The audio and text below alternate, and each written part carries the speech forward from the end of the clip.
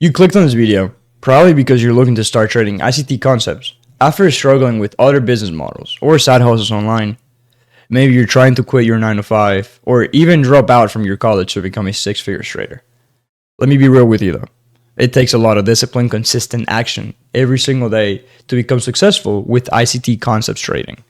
Yes, you may be able to hit 5 to 10K a month trading ICT concepts in a few months. But I don't want you to start by aiming so big. I want you to start with realistic goals and stick to them. Once you achieve those realistic goals, then you're able to build momentum onto them and take it from there. I'm not saying it's impossible to reach those levels, but what I'm going to teach you in this video, it's a true beginner's guide that you can implement to start trading ICT concepts today. And yes, let me tell you, in the basic words, what ICT concept trading is just a basic alignment between time and price by just letting price give you signatures and letting the time of day show you it's ready.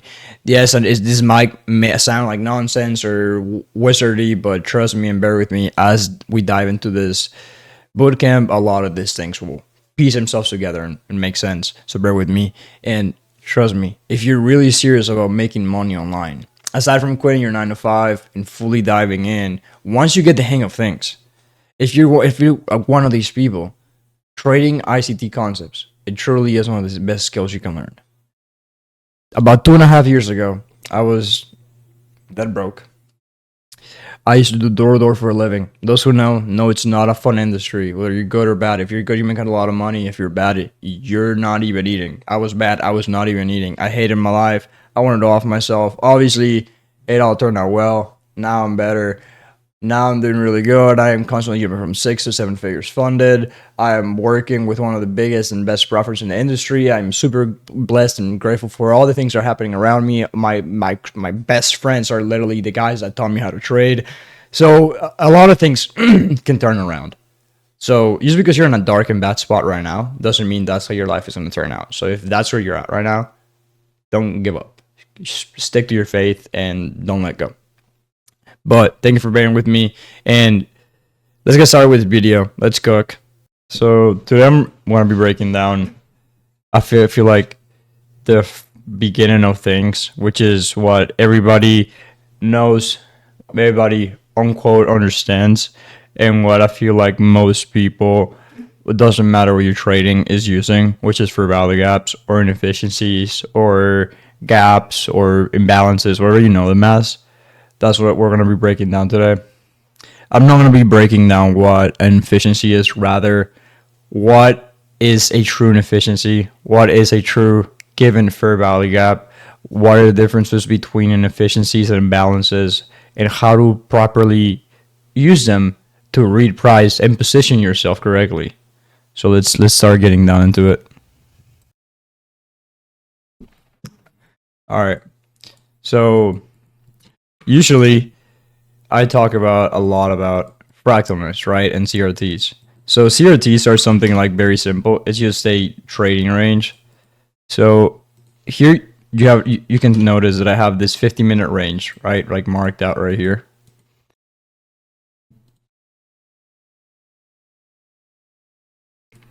This is a accumulation range, right? This trading range needs a manipulation and a distribution somewhere to deliver somewhere, right? So right now price is consolidating. There's buy stops. This are blue. Let's make them blue real quick. There's buy stops and there's sell stops, laying literally on each curvature of this range, right? So if we go into the 30-minute, what's supporting my idea? Because we lack inefficiencies underneath here.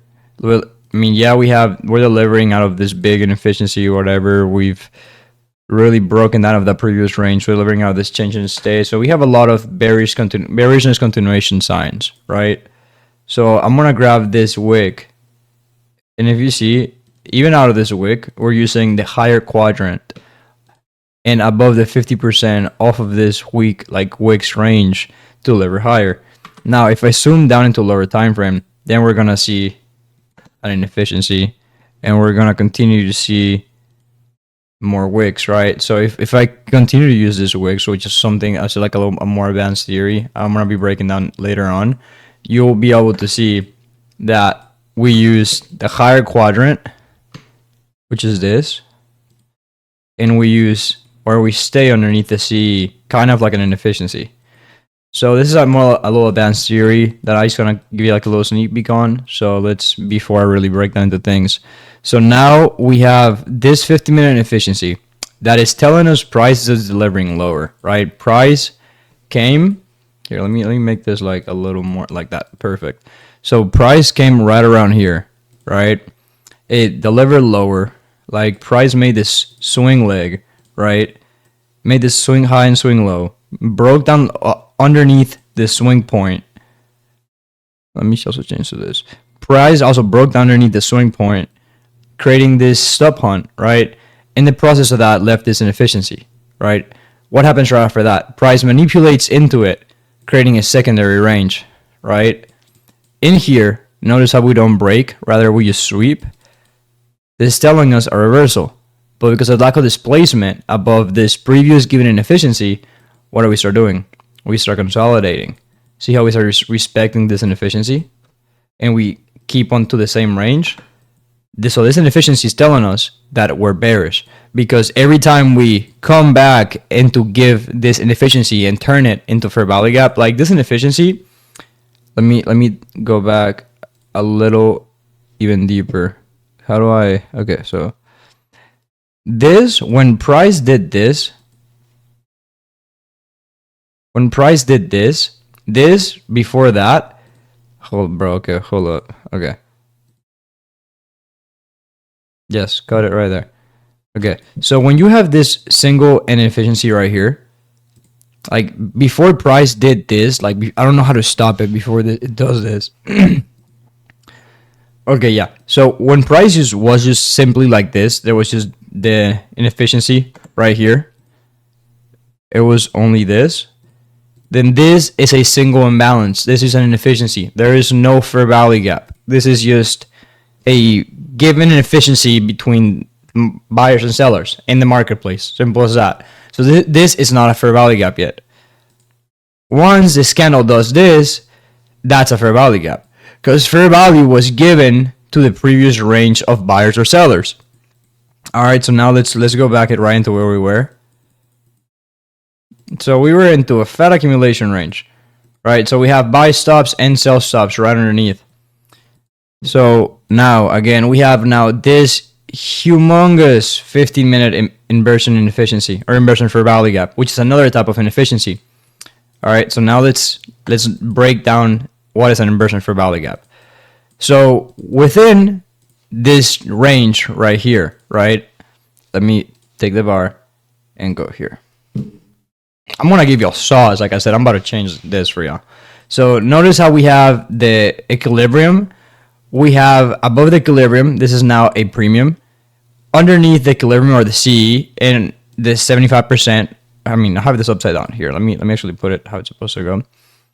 So underneath the 50% and 25%, like this range in between 25 and 0.5 or CE, this is what you like the middle zone. This is like where you have OTE, where you have it's like not a deep discount, but it's discounted enough for you to look for a upside of or a downside of the different side of the curvature you're on. So like a reversal of some sort. So this would be a discount, and this would be a premium. Anywhere underneath the 25 is a deep discount. Anywhere underneath the 75 is a deep premium, right? That's why we have the lower quadrant and the higher quadrant. Again, this is advanced theory that I will be breaking down around episode 5 or 6. So don't worry, we will get there. But why I'm mentioning this? Because within this given range, remember, we have this inefficiency, right? Like this candle went into this inefficiency and made it a fair value gap. After that, it chose to deliver lower from it, And what it did right after that is stop hunted this range. So what happens right here? Now we have a new range created, and we also have stops where? Right on top of here, right? So within this range, we have a premium and we have a discount. So now that we know that, what do? You're not going to long in a premium. You're not going to short in a discount, right? It's the complete opposite. You're not trying to sell something for cheap. What are you going to sell it for? Cheap? Cheaper? You're already buying it for cheap. You're going to lose. You're not going to buy something that's expensive to sell it, what? More expensive? No. It's the same logic. All right. So let's just, boom. So now we create this other inefficiency right here. Right? Okay. Can it stop playing? I'm just gonna, I guess now. Okay. So now we have this other inefficiency right here, right? But now if we go and measure the range we're on, do you see something with this inefficiency? Do you see something of where price is closing above and trying to buy into? Yes, we are exactly in a deep premium. Most of this inefficiency, and even you're like, oh, you have an inversion fair value gap right here, which we're about to break down. It's still on a premium. You know, oh, but this, no, dude, you just look at the range. You're in a premium. Price is obviously not going to buy up from here. This is not going to reverse out of here, right? So then, let's see what happens with this inefficiency, right? It gets one candle. Okay, we're gonna buy from here. Let me long. Let's see what happens in the next candle. Boom. Now, see what happens right here. Price closing underneath this inefficiency. That is an invalidation of a fair value gap. When price came into the previous candle. When price did this and had this singular candle on this inefficiency, it was a fair value gap. But we were in a premium to try to keep on buying. So no, that was obviously not going to work. So when we have the next candle, that turns into an invalidation. So that is called a inversion fair value gap. You're like, oh, so you short out of that. No, because you zoom out and then you do the same thing. You measure the range. And you're like, oh, holy shit, I am on a discount. Matter of fact, you're on a deep discount, my friend. Okay, so you're not gonna short this because you know price is super discounted for you to short right now. At least as a scalper, you're not gonna try to short this, right? So within the internal range, now what are we gonna do? We're just gonna wait because you know you're not gonna try to long something like into high precision or into whatever if you know where you're positioned in the range. So now let's again let it play a little bit. Then now notice what we do here. This is a play out of an inversion fair value gap, and now you're not gonna short it because it's not following your plan or your bias. You're bullish, right, on this scenario. So what are you gonna do? You're gonna wait for price to be delivered from this inversion fair value gap into the sell stops.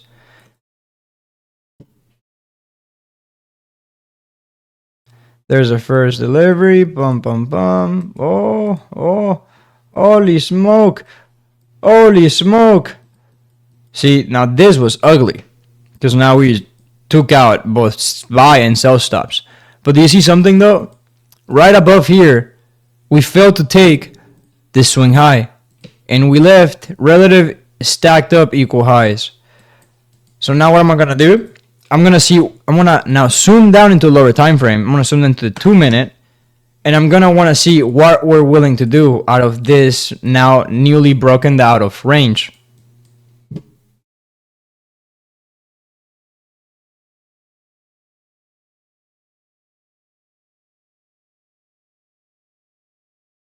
All right, so I really like this reaction. So I'm gonna zoom into the 1 minute, and I'm gonna look for an inefficiency to long out of. So far we have this one inversion fair value gap that it honestly looks interesting and juicy to long out of. So let's see if we get a retracement or another inefficiency coming out of these candles to then get a retracement into. Okay, so now notice how we now have an inefficiency to long inside of here. Now this is another possible range that you could look to buy out of. Most people would just do this and then be like, oh yeah, my stop here, and then here, and then we hope for fruition. But no, we don't play like that. Now we're gonna do something even crazier. The 30-second, my friend. This is a little more advanced theory for my beginners, but this is, trust me, I'm literally giving you straight sauce. You have a swing low underneath this. You're just gonna wait for manipulation. Nice. There's your manipulation underneath that swing low. So now, if we can leave this inefficiency right here, coming out of that inefficiency in the 1 minute, and we inverse it, then you can long.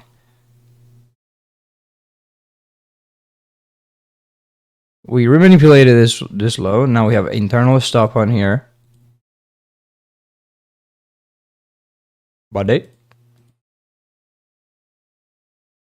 Okay. So let me look in the 1 minute. See, we don't even have a 1 minute image. Yeah, what's like the 30-second? This was just ugly. Like, I'd rather take like a retrace into this 30-second somewhere within here. If it gives me a retrace, I'll take it. Yep. I'd rather take that.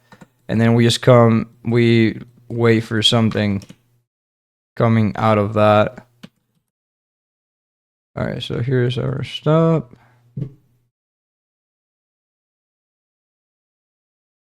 All right, so once I get a retrace down into this inefficiency, then we can long from that.